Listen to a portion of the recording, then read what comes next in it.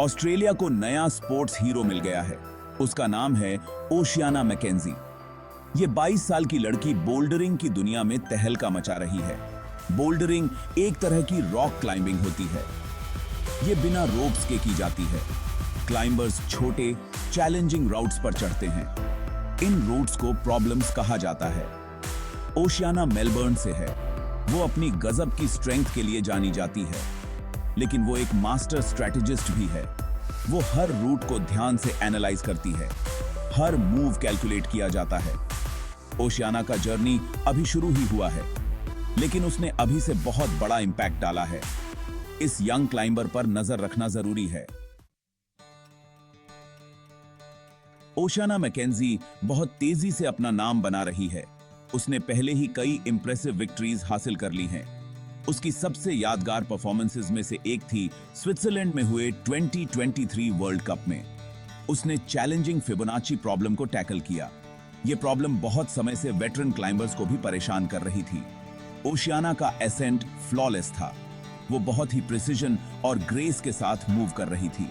जब वो टॉप पर पहुंची तो क्राउड खुशी से झूम उठा। इस जीत ने वर्ल्ड स्टेज पर एक टॉप कंटेंडर के रूप में उसकी जगह पक्की कर दी। उसकी ये सक्सेस इतनी आसानी से नहीं मिली है। ओशियाना बहुत मेहनत से ट्रेन करती है। वो अपनी लिमिट्स को पुश करती है, लेकिन वो कभी हार नहीं मानती। पूरी दुनिया क्लाइंबिंग पर ध्यान दे रही है। 2020 में इसने अपना ओलंपिक डेब्यू किया। ये स्पोर्ट के लिए बहुत बड़ा मोमेंट था, लेकिन कुछ चैलेंजेस भी थीं। क्लाइंबिंग में कई डिसिप्लिन्स होते हैं। बोल्डरिंग है, लीड क्लाइंबिंग है और स्पीड क्लाइंबिंग है। हर एक के लिए यूनिक स्किल्स चाहिए होती हैं। पहले तो तीनों को मिलाकर एक ही इवेंट बना दिया गया था। इससे कंट्रोवर्सी हुई। कुछ एथलीट्स को लगा कि ये अनफेयर है। उनका कहना था कि स्पेशलिस्ट्स को नुकसान होगा। 2024 पेरिस ओलंपिक्स के लिए फॉर्मेट बदल दिया गया। स्पीड क्लाइंबिंग एक अलग इवेंट बन गया। ये बहुत से क्लाइंबर्स के लिए एक विक्ट्री थी। ओलंपिक्स में क्लाइंबिंग का एवोल्यूशन अभी भी जारी है, लेकिन एक बात तो साफ है, ये स्पोर्ट यहां टिकने वाला है। Section 4, a sensory spectacled, the thrill of watching bouldering. Bouldering देखने में बहुत ही एक्साइटिंग स्पोर्ट है। ये फास्ट पेस्ड और डायनामिक होता है। क्राउड अपनी सीट्स के किनारे पर बैठा रहता है। 4 क्लाइंबर्स एक साथ कंपीट करते हैं। हर एक अलग प्रॉब्लम को टैकल करता है। एक्शन नॉन स्टॉप चलता रहता है। क्लाइंबर्स अपने शरीर को तरह तरह के एंगल्स देते हैं। वो गजब की स्ट्रेंथ का इस्तेमाल करते हैं। हर मूव बहुत क्रूशियल।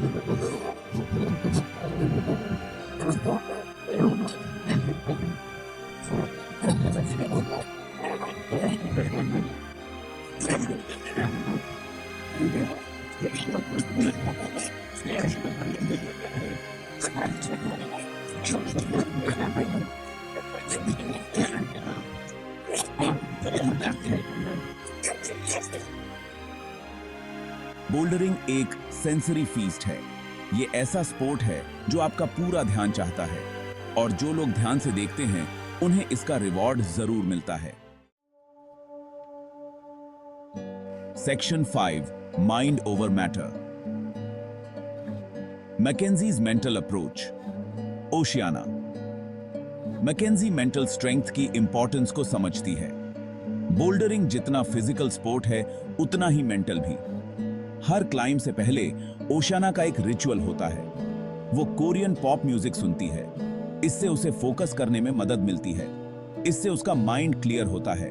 वो छोटी छोटी डिटेल्स पर भी ध्यान देती है। उसके नेल्स हमेशा पेंटेड होते हैं। वो गर्व से ऑस्ट्रेलियन फ्लैग दिखाती है। ये उसे उसके गोल्स की याद दिलाता है। ये रिचुअल्स भले ही छोटे लगें, लेकिन ये बहुत इंपॉर्टेंट रोल प्ले करते हैं।